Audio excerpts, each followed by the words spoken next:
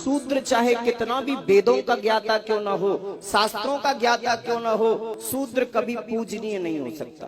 पूजिए विप्र सकल गुणहीना, चाहे ब्राह्मण में एक भी गुण नहीं है, एक भी वेद ना पढ़ा हो, शास्त्र ना पढ़ा हो, कोई ज्ञान नहीं हो, सकल गुणहीना यानी कोई गुण ना हो, सारे गुणों से विहीन हो, फिर भी ब्राह्मण पूजनीय होता है। ब्राह्मण हर हाल में पूजनीय है।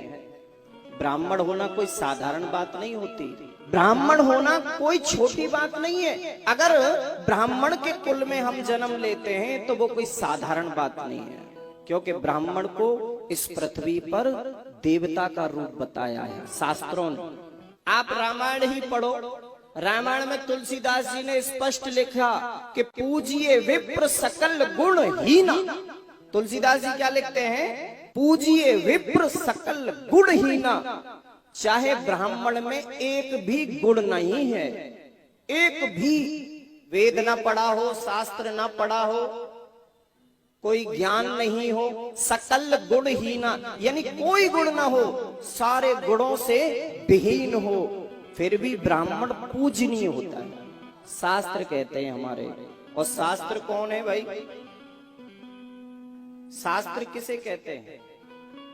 शास्त्र है संविधान। शास्त्र क्या है? संविधान। शास्त्र की बात माननी ही पड़ेगी। संसद में जब कानून पास हो जाता है ना, तो मानना ही पड़ता है। भागवत को किसने लिखा? अरे भगवान ने ही तो लिखा। अब भगवान ने जो लिखा उसको भी हम ना माने तो ये तो अज्ञानता हो गई ना। पूजिए विप्र सकल गुणहीना और शूद्र न गुण गण वेद प्रवीणा।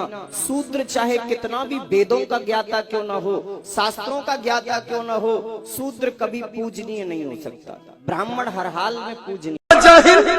तुझे ये भी नहीं मालूम कि सैयद अगर फासिक भी हो जाए, शराबी हो, जुआरी हो, जानी हो, सिनेमा देखने वाला हो, बदकिरदार हो, लड़कीबाज हो, तब भी उसकी ताजीम वाजिब है।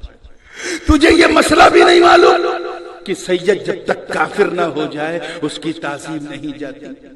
अरे तूने वो हदीस नहीं सुनी जिसके रावा उमर इब्ने खत्ताब है, ज़ैनब बोलती है, हजरत उमर रवायत करते हैं, मुस्तफा ने फरमाया कि अगर किसी सैयद के ताल्लुक से बदले की भावना बाल के बराबर भी पैदा हो जाए तो खुदा की कसम उस बंदे पर अल्लाह की जन्नत हराम है।